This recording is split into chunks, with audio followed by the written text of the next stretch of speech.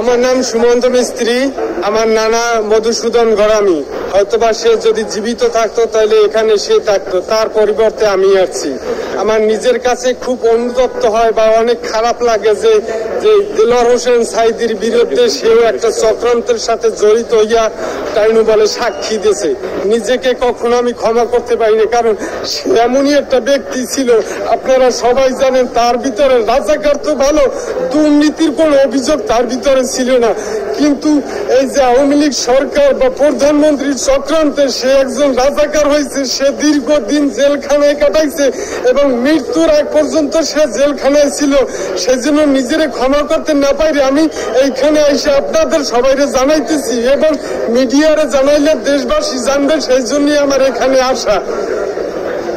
আমি আমার প্রধান বিচারক বা সবার কাছে আমি বিশেষ অনুরোধ করতেছি যে এই হুজুরের যে শাস্তির ইতে যারা জড়িত আছে সবার যেন শাস্তি হয়। আমাকে মানে হুমকি দিয়া, অস্ত্র ধরাইয়া, পিস্তল ধরিয়া এই সমস্ত করে, যেমন মাহাতাব বললো এরকম সানাউল্লাহ বাস্টার পর্যন্ত গাইল দিয়েছে। আমাকে কইছে বোধাই বাংলা কথায় আমাকে ওই লিখে দিয়েছে, আমরা বলতে পারি নাই। এগুলার পরে আর আইয়া মানে অবান্তর গালাগালিও করছে, কিন্তু কর্ম কি করার তো উপায় নাই কিছু।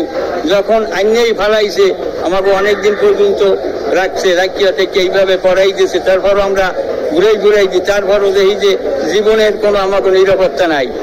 এই বিদায় করতে আমরা বাধ্য হয়েছি। হ্যাঁ, চিনতাম, একজন বক্তা হিসেবে চিনতাম ওনাকে। না, দল করতো না, উনি একজন বক্তা ছিল, উনি একজন আলেম মানুষ, উনি আপনার ওয়াজ মাহফিল করতো। এই দিন বক্তা